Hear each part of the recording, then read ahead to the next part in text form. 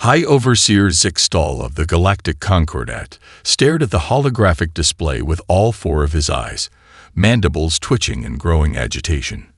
In his 3 centuries of monitoring regulated space, he had never witnessed such a blatant violation of fundamental physics. Impossible. He chittered, zooming in on the vessel that dared to ignore the established laws of spacetime. Run the calculations again. His subordinate, a young Quantix named Verisha, manipulated the crystal controls with her tentacles. Calculations verify for the 8th time. High Overseer, the vessel is achieving faster-than-light travel without utilizing the quantum lanes. By all known laws, it should have torn itself apart 12 different ways. The ship in question barrel-rolled through space, leaving a trail of what appeared to be conventional propulsion exhaust. Another impossibility, at FTL speeds. Its hull design was unlike anything in the Concordat's extensive database, sleek but utilitarian, with none of the required quantum field generators or reality anchors that every civilized species had used since the dawn of interstellar travel. Are the life sign readings accurate? Zixtal demanded, his crest flaring purple with stress. Confirmed, sir. 23 biological entities aboard. Species unknown, but preliminary scans suggest carbon-based bipeds. Verisha's tentacles rippled with confusion. They appear to be operating the vessel using mechanical controls. No neural interfaces detected. Zixtal's secondary heart nearly stopped. Mechanical controls. At those speeds, he stabbed a clawed appendage at the display. That's suicide. The reaction time alone ruled. He froze mid-sentence as the vessel did something that would haunt his nightmares for years to come. A Class 9 void storm had formed directly in its path, a lethal phenomenon that even the most advanced Concordat ships avoided at all costs. Instead of making the sane choice and dropping out of FTL, the alien vessel accelerated. By the first light, Verisha whispered, her chromatophores paling to ghostly white. They're going to. The ship shot straight into the heart of the storm. The Concordat sensors tracked its impossible progress as it wove between lightning-like tendrils of pure chaos, each capable of shredding a dreadnought. The vessel's pilot was treating one of space's deadliest phenomena like an obstacle course. Inside that ship, Captain Jack Morrison's hands danced across the controls of the Stellar Wanderer with the casual confidence of someone who'd done this 1,000 times. How's she holding up? Rodriguez? His chief engineer's voice crackled through the comm. The girl's singing, Cap. These void storms run on the same principles as our drive. We're actually gaining power from the interference. Morrison grinned as he threaded the needle between 2 particularly nasty energy spikes. The Wanderer's unconventional drive hummed beneath his feet, drinking in the chaos around them. His crew, handpicked for their ability to think outside the box, maintained their stations with practiced ease. To them, this was just another day at the office. They had no idea they were being watched, or that they were about to turn an entire galaxy's understanding of physics on its head. Back at the monitoring station, Zixtal had just made the most difficult decision of his career. He opened a priority channel to High Command. This is High Overseer Zixtal. We have a Class 0 anomaly. I repeat, Class 0. Unknown vessel utilizing impossible drive technology. There, he paused, mandibles clicking rapidly. They're doing everything wrong, but it's working. Request immediate intervention. The cosmic order itself is at risk. As he sent the message, he watched the alien ship emerge from the void storm without a scratch, still accelerating. The regulations he had spent his life enforcing suddenly felt like chains, limiting what was possible. For the first time in his long career, High Overseer Zixtal found himself asking a dangerous question. What else had the Concordat been wrong about? The Law Eternal emerged from quantum space like a predator uncoiling, its crystalline hull gleaming with weaponized order. Grand Enforcer Krelton stood on his command pedestal, all 6 limbs positioned in the stance of absolute authority as he regarded the tiny human vessel. Attention unauthorized craft. He broadcast on all frequencies. You have violated 67 fundamental laws of space travel. Prepare for immediate boarding and technological impoundment. On the Stellar Wanderer's bridge, Morrison lounged in his captain's chair, boots propped on the console. Did anyone catch that last part? Sounded like blah blah impoundment. His communications officer, Jenny Hayes, suppressed a laugh. They're spinning up their tractor beams, Cap. Pretty advanced tech. Quantum-locked graviton streams. Fancy. Morrison swung his feet down and cracked his knuckles. Rodriguez, remember that trick we pulled in the Orc cloud last year? Already on it, Cap. The engineer's voice was gleeful. Inverting our drive signature. Now. The Law Eternal's tractor beams lashed out like silver lightning and passed straight through the Wanderer's hull, as if it wasn't there. On the Concordat vessel's bridge, Krelton's exoskeleton rattled with shock. Impossible. Lock onto their quantum signature. Sir, his science officer reported, they don't have one. Their drive is creating some kind of localized reality distortion. Our beams can't find purchase. Morrison's voice crackled across their comms, infuriatingly casual. Having trouble there, folks. You know, if you'd asked nicely, we might have stopped for a chat. Krelton's pride shattered. In 3 centuries of enforcement, no vessel had ever escaped his grasp. Deploy the quantum locks. Full spectrum. The Law Eternal's hull split open like a blooming flower of death, revealing its ultimate weapon. The quantum locks were the Concordat's supreme achievement, a technology that could freeze any ship in place by locking it into a single quantum state. Warning, Hayes announced, still sounding amused. They're deploying something big. Energy readings are off the charts. Morrison leaned forward, eyes sparkling. Rodriguez, what's the status on that pulsar we passed? Still in range, Cap. You thinking what I'm thinking? Hit it. The Stellar Wanderer suddenly flipped end over end, its impossible drive flaring to life. The maneuver would have liquefied the crew of any Concordat vessel. But as the ship spun, it caught the distant pulsar's radiation beam like a solar sail catching wind. Krelton watched in horror as his quantum locks engaged and shattered. The human vessel had somehow used the pulsar's radiation to create a quantum uncertainty field so massive it overwhelmed the lock's ability to impose order. That's not. They can't, he stammered. Morrison's voice returned, slightly more serious. Look, I get it. You've got rules. But here's the thing about humanity. We work better without training wheels. Now we can keep dancing around like this, or we can have a civilized conversation about updating some of those 67 laws you mentioned. The bridge of the Law Eternal fell silent. Krelton faced a choice that would echo through Concordat history: admit defeat or escalate to weapons that might trigger an interstellar incident. Stand down.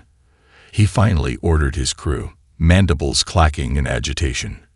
Prepare for diplomatic protocols. As docking procedures began, Rodriguez joined Morrison on the bridge, wiping engine grease from his hands. You know they're going to want to know how our drive works. Morrison smiled, watching the massive crystalline ship approach. Wait till they find out we basically built it from scratch in a garage on Mars. Should we tell them about the coffee maker incident? Let's save that story for the diplomatic dinner. Morrison straightened his uniform. Right now, I want to see their faces when they realize their entire understanding of physics just got upended by a species that still thinks cat videos are peak entertainment. The 2 ships connected with a soft thud, cultures about to collide. As the airlock cycled, Morrison gathered his crew for first contact. None of them knew they were about to spark a revolution that would reshape the galaxy. Sometimes the biggest changes in history start with someone simply refusing to follow the rules. The Grand Scientific Assembly of the Concordat was in chaos. Hundreds of the galaxy's most brilliant minds crowded the ancient amphitheater, their various appendages gesturing wildly as they argued. At the center of the storm stood Leo Rodriguez, casually leaning against a holographic projection of the Stellar Wanderer's dry system. So you're telling me Chief theorist Vaxel's translator struggled to convey his incredulity that you developed this drive because someone watched an old entertainment video about folding paper. Rodriguez shrugged. Ever hear of origami? Some grad student was folding space-time diagrams into paper airplanes during a late-night study session. Got us thinking, what if we stopped trying to punch through space and just folded it instead? The assembly erupted again. 3 quantum cardinals simultaneously submitted their resignations, their crystalline forms vibrating with distress. A younger theorist, her insectoid features bright with excitement, pushed forward through the crowd. But the energy requirements alone should make this impossible. She projected a series of equations, according to every established principle. Yeah, about that. Rodriguez pulled out a small device that looked suspiciously like a modified coffee maker. We found out most of those principles only apply if you believe in them. Watch this. He connected the device to the demonstration panel. The entire assembly's instruments went haywire as it produced a miniature version of the Wanderer's drive effect right there in the chamber. Several elder scientists fainted. On the other side of the station, Captain Morrison was dealing with his own circus. The Stellar Wanderer had become the most studied ship in galactic history, swarming with scientists from 100 worlds. Captain, his XO reported, trying not to laugh, the quantum physics delegation is threatening mass resignation again. Apparently, Rodriguez just told them our backup drive was inspired by a hamster wheel. Morrison pinched the bridge of his nose. Was he serious about that one? Yes, sir. Something about observing his daughter's pet and realizing rotational space-time displacement cold. Spare me the details. Morrison waved it off, watching through a viewport as another team of aliens scanned his ship for the 100th time. Any word from the Concordat leadership? They're processing the implications. 2 more of their senior physicists have requested asylum with us. They want to, and I quote, learn to think wrong properly. The situation had escalated beyond anyone's expectations. What started as a simple first contact had turned into a fundamental challenge to the galaxy's understanding of science itself. The human approach of try it and see what happens was causing ripples through every field of study. In the ship's mess hall, Rodriguez had finally escaped the endless questions to grab a coffee. He found himself joined by Dr. Ixri, one of the defecting Concordat scientists. Her tentacles curled around her own cup of coffee. She'd developed quite a taste for it. I think I understand now, she said quietly. Your species never learned what was impossible. Rodriguez nodded. Hard to accept limits when you don't know they're there. We just kept trying things until something worked. It's beautiful. She gestured at a diagram she'd been working on. Your drive doesn't break physics. It just shows us how little we understood in the first place. The quantum lanes were like reading the same book over and over while you wrote your own. Their conversation was interrupted by an urgent announcement. All personnel, report to emergency stations. Concordat vessel approaching at high speed. They're attempting to replicate our drive configuration. Rodriguez was running before the announcement finished. He reached the bridge just in time to see the disaster unfold on the main screen. The Concordat ship's attempt at human-style space travel ended in a spectacular failure, its quantum-based systems unable to handle the contradictory principles. As Morrison coordinated the rescue response, Rodriguez couldn't help but wonder how many other impossible things were just waiting for someone to try them. And more importantly, what would happen when the Concordat realized their entire technological foundation was built on artificial limitations? The galaxy was about to find out, whether it was ready or not. The quantum lane collapse happened without warning. One moment, the Concordat cruiser Eternal Law was proceeding according to all established protocols. The next, it vanished into a reality fracture that shouldn't have existed. How many aboard? Morrison demanded, his voice tight as the Stellar Wanderer accelerated toward the disaster zone. 412, Hayes reported, her fingers flying over the communications array. The Concordat saying rescue is impossible. Their safety protocols prohibit any approach within 10 light minutes of a collapse. Morrison leaned forward in his chair. "Rodriguez, talk to me. What are we looking at?" The engineer's voice was grim but determined. "Remember those cracks we detected in the quantum lanes? This is what happens when they fail. The Concordat's been using the same space-time channels for millennia without understanding the wear and tear. It's like driving the same road until it collapses into a sinkhole. Can we get them out?" "Not their way." Rodriguez paused. "But our way? Maybe. The Wanderer's drive doesn't care about quantum lane protocols. We might be able to reach them. Might isn't good enough. I need certainty." "Then I'll give you something better. I'll give you crazy." Rodriguez's voice took on that particular tone that meant he was about to suggest something impossible. "Their ship is trapped in a quantum state between realities. But if we generate our own reality distortion, we could match their quantum state and pull them out," Morrison finished, "like reaching into a mirror to pull out the reflection." "Exactly. It's completely insane and breaks about 20 laws of physics." Morrison grinned. "So, Tuesday for us." The Wanderer's drive hummed to life, its unique signature drawing horrified protests from every Concordat vessel in range. Morrison ignored them all, focusing on the impossible rescue ahead. As they approached the collapse zone, the ship's sensors revealed the true horror of what the quantum lanes had been doing to spacetime. Countless microscopic cracks spread out like a spider's web, each one a potential catastrophe waiting to happen. "My God," Hayes whispered. "The lanes, they're all like this. The entire network is degrading." "Record everything," Morrison ordered. "The Concordat needs to see this. Rodriguez, we're in position. Initiating drive sequence now. Fair warning, this is going to feel weird. I'm basically turning our ship into quantum putty."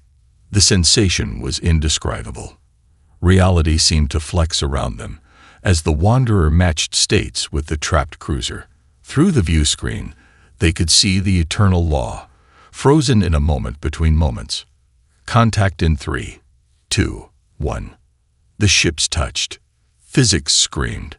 And suddenly, both vessels burst back into normal space, the Wanderer's drive pulling them through like a lifeguard rescuing a drowning swimmer. The Concordat erupted into chaos. Their sensors showed what should have been impossible, a successful rescue from a quantum collapse. But more than that, they showed the evidence of their civilization's greatest mistake. Hours later, as the rescued crew recovered in their medical bay, Morrison stood before the hastily assembled Concordat Emergency Council. Behind him, holographic displays showed the spreading damage their quantum lanes had caused to the fabric of reality itself. "You built your entire civilization on borrowed technology," Morrison's voice carried through the chamber. "You never questioned it, never looked for alternatives, and now reality itself is fraying because of it. You expect us to abandon the foundations of our society?" A Concordat elder demanded. "I expect you to evolve." Today proved two things. Your way is slowly destroying space-time itself, and there are other options. Humanity found one. How many more might be out there if you just allow yourselves to look? The chamber fell silent as the implications sank in. Thousands of years of certainty were crumbling, replaced by uncomfortable questions. In the observation lounge, Rodriguez watched the rescued crew reunite with their families. One of them approached him, mandibles clicking, and what he'd learned was embarrassment. "We were wrong about your species," the alien admitted. "We called you primitive because you didn't follow our rules. We never considered that the rules themselves might be wrong." Rodriguez smiled, thinking of all the impossible things humanity had achieved by simply not knowing they couldn't.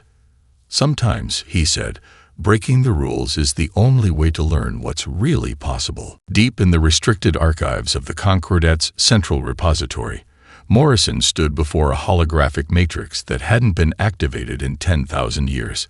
His breath fogged in the cold air.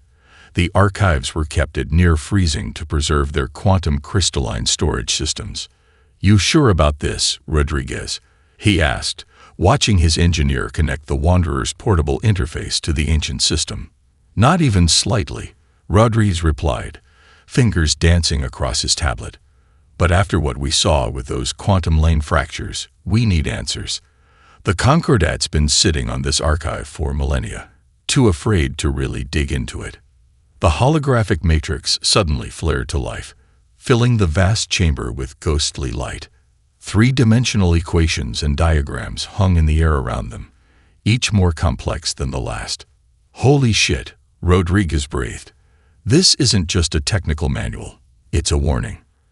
The images shifted, showing the quantum lane's original implementation. But there was something wrong about the design. Something intentional. They're not travel lanes at all, Morrison realized, his voice tight. They're control lanes. Look at the pattern. They're a containment grid. Their Concordat escort, a young archivist named Telexis who had been sympathetic to their cause, moved closer to examine the data. Her crystalline form refracted the holographic light as she processed the information. The precursors, she whispered. They didn't give us the quantum lanes to help us advance. They created them to, her voice faltered. To keep younger races in check, Rodriguez finished grimly. The lanes aren't just destroying space-time. They're designed to limit how species develop FTL technology. Every race that's used them has been trapped in the same technological paradigm. Morrison watched as more data unfolded before them.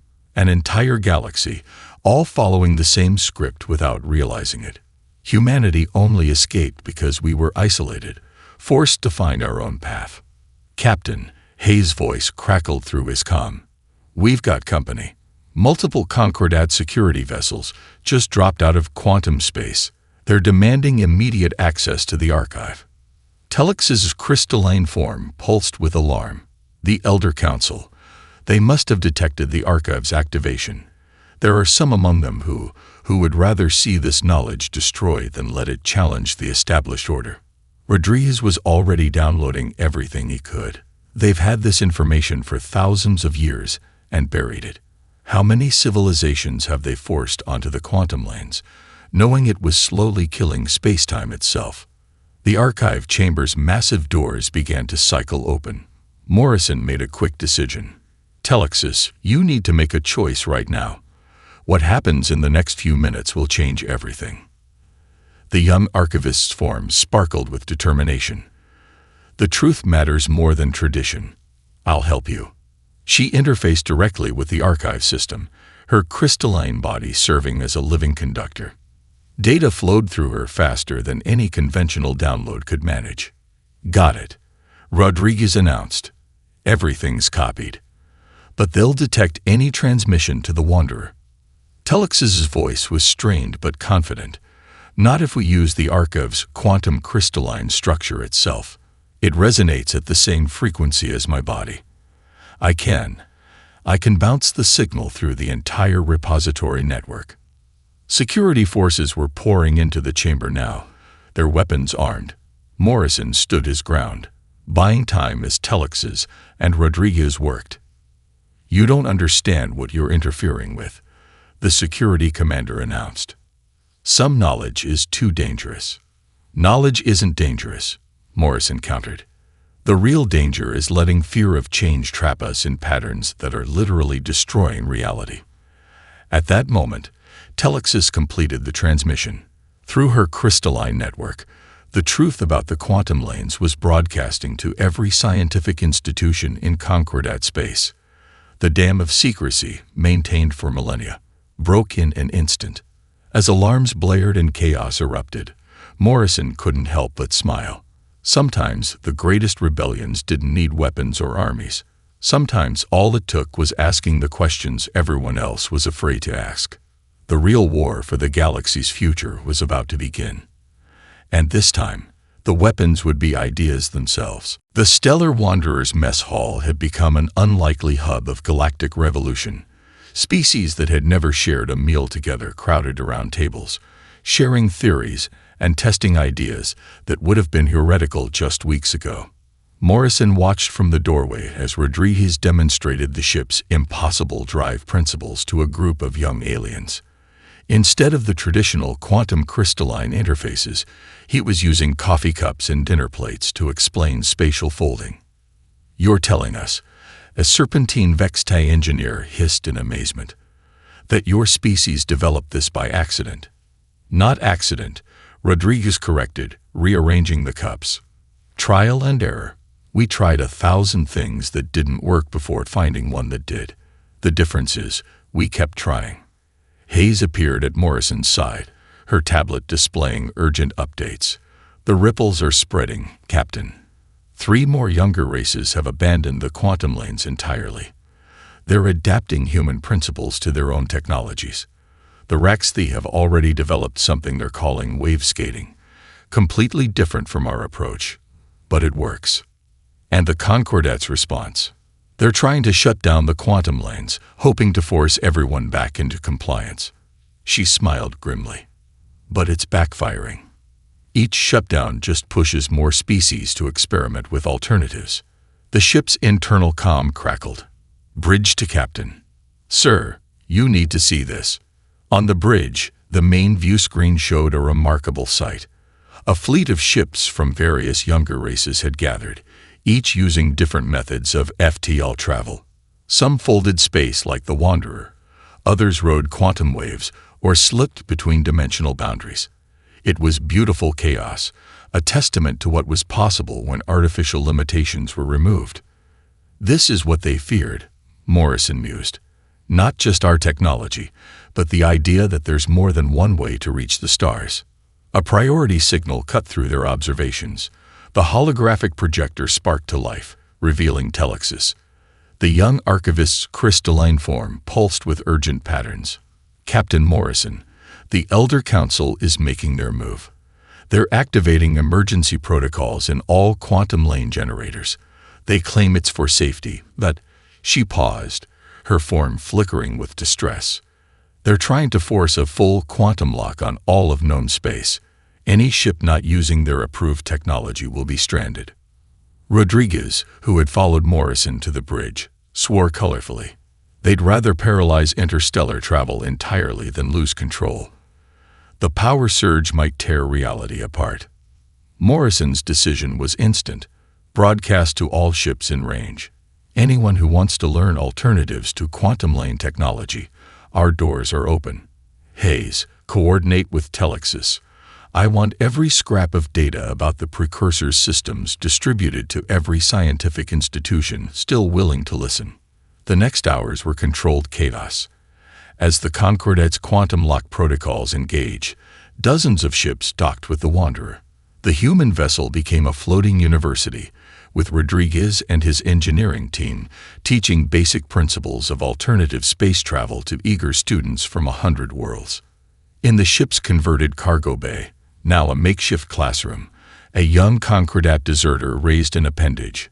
"But how do we know which method is correct?"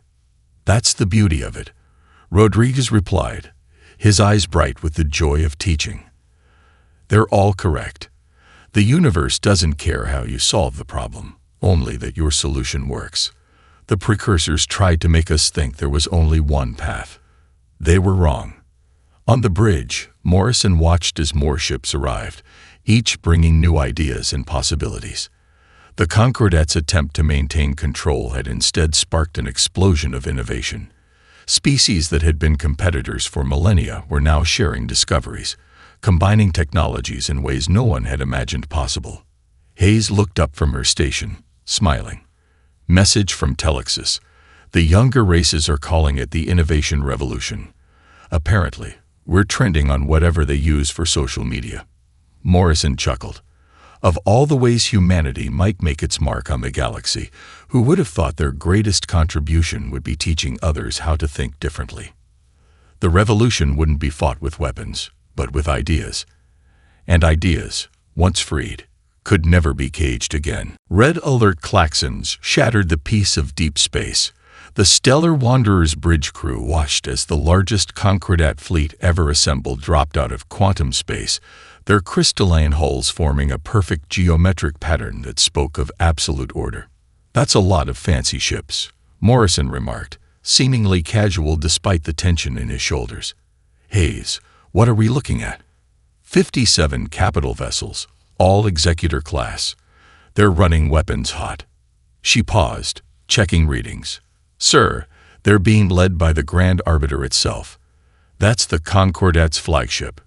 The massive fleet moved with mechanical precision, their formation designed to trap the rebellious alliance of younger races that had gathered around the Wanderer. Rodriguez burst onto the bridge, tablet in hand. Captain, they're using the old precursor protocols. The quantum lanes weren't just for travel. They're trying to activate some kind of override system. The Grand Arbiter's transmission cut through all frequencies. This experiment in chaos ends now. Return to established protocols, or face extinction. You have one standard cycle to comply.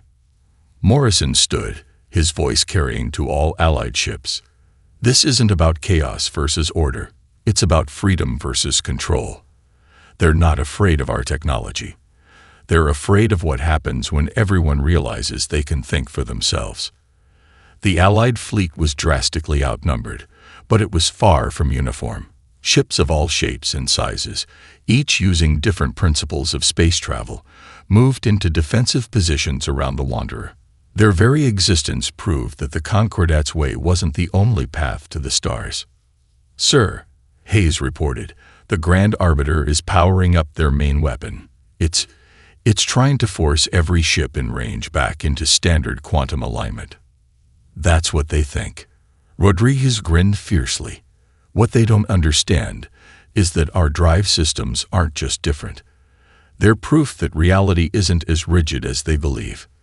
The Arbiter's weapon fired, a wave of pure quantum force, designed to lock every ship into conventional physics. But something unexpected happened. As the wave hit the Allied fleet, each ship reacted differently. The Raxthi vessels surfed it like a cosmic wave. The Vexte ship's phase shifted through it. And the Wanderer. Now, Rodriguez, Morrison ordered. The human ship's drive activated, but not to avoid the attack. Instead, it created a quantum resonance that amplified the wave, reflecting it back at the Concordat fleet. Their own weapon, designed to impose order, became a catalyst for chaos. Their quantum crystalline hulls, Rodriguez explained, watching the sensors with satisfaction. They're so perfectly ordered that they can't adapt to variable physics. They built their ships to enforce rules that aren't as absolute as they thought. The Concordat fleet's perfect formation began to break apart. Their ships, unable to handle physics that didn't follow their program parameters, started falling into disarray. The Grand Arbiter itself shuddered as its reality-enforcing systems encountered principles they couldn't classify. Morrison's voice cut through the chaos. You built your civilization on the assumption that there's only one right way to do everything. But look around. Every ship in this fleet represents a different solution to the same problem. That's not chaos. It's evolution. The battle that followed wasn't won with superior firepower. It was won because the Concordat's weapons, designed to fight enemies that played by their rules, proved useless against ships that followed different laws of physics entirely. The Wanderer led the Allied fleet in what looked more like an improvised dance than a military formation, each ship using its unique properties to turn the enemy's order against itself. When the Grand Arbiter finally surrendered, its crystalline hull cracked with stress fractures. The message was clear. The age of enforced uniformity was over. In the aftermath, as the Allied fleet regrouped, Hayes picked up a transmission that made her laugh. Sir, the younger races are sharing videos of the battle. They're calling it the Dance of Disorder. It's becoming a symbol of scientific freedom. Morrison watched the celebrating crews, human and alien alike. Sometimes the best way to prove a point isn't to argue it, but to demonstrate it. And we just gave one hell of a demonstration. The galaxy would never be the same. And that was exactly the point. 6 months after the Battle of Breaking Formation, as historians now called it, the stellar Wanderer drifted in high orbit above a newly constructed space station. Its design was unlike anything the galaxy had seen before. A fusion of dozens of architectural styles and technologies, each section built according to different physical principles. Morrison stood in the station's Grand Assembly Hall, watching representatives from hundreds of worlds sign the new Concordat. The document wasn't written on quantum crystal or digital tablets, but on simple paper, a human tradition that had captured the galaxy's imagination. "Funny how things work out," Rodriguez said, joining his captain at the observation window. "We came looking for new worlds, and we ended up helping rebuild the galaxy instead." Below them, a HFY scientist was excitedly explaining their wave-skating technology to a group of former Concordat engineers. Next to them, human researchers studied the elegant crystalline computing systems that the old order had used, finding ways to merge them with Earth's digital technology. "Did you see the latest breakthrough?" Hayes approached, holding up her tablet. "The Vexte took our coffee maker inspiration and applied it to their phase shift drives. They're calling it the Morrison principle, the idea that simple solutions often solve complex problems." Morrison groaned. "Please tell me that's not going to stick." "Too late. It's already in textbooks across 12 sectors." Their conversation was interrupted by Telexis, her crystalline form now modified with human-inspired technological additions. "Captain, the first graduating class is ready." They made their way to what had once been the Wanderer's cargo bay, now the heart of the Interstellar Innovation Academy. Inside, young beings from across the galaxy were receiving their certifications, not in following established protocols, but in finding new ways to explore the universe. "When I first met humans," Telexis addressed the gathered crowd, "I thought their methods were dangerous. Now I understand that the real danger lies in never questioning why we do things the way we do." A small commotion at the back of the room drew attention. A group of children, human and alien alike, had snuck in to watch. Instead of shooing them away, Morrison invited them forward. "This is what it's all about," he said, gesturing to the mixed group of youngsters. "They'll grow up never knowing there were supposed to be limits to what's possible." One of the children, a young Vextai, raised a tentacle. "Captain Morrison, is it true that humans invented faster than light travel because someone was playing with their food?" Rodriguez burst out laughing. "Well, the noodle incident did lead to some interesting discoveries about space-time curvature." As the ceremony concluded, Morrison found himself back at the observation window, watching ships of all designs moving through space. Each one represented a different approach to the same challenges, creating a cosmic dance of diversity that would have been unthinkable under the old regime. "Message from Earth, sir," Hayes announced. "They're ready for the next phase. The exploration fleets are assembled." Morrison nodded. Humanity had helped the galaxy break free from its self-imposed limitations. Now it was time to see what lay beyond its edges. The combined fleet would use dozens of different FTL methods, each ship contributing its unique advantages to the mission. "You know what the best part is?"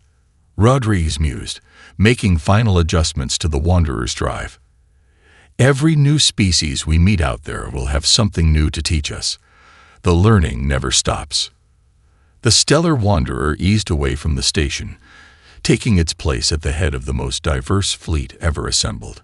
Ships of all shapes and sizes, each one a testament to the principle that there's always another way to solve a problem. "All ships report ready, Captain," Hayes announced. "Where exactly are we going?" Morrison smiled, thinking of all the impossible things they'd already accomplished. "Why don't we start with where no one's gone before, and work our way up from there?" As the fleet engaged their various drives, creating a spectacular display of different FTL effects, Morrison made one final log entry. "The universe doesn't care how you reach for the stars. It only cares that you dare to reach it all." The future, like space itself, was infinite in its possibilities, and that was exactly how it should be.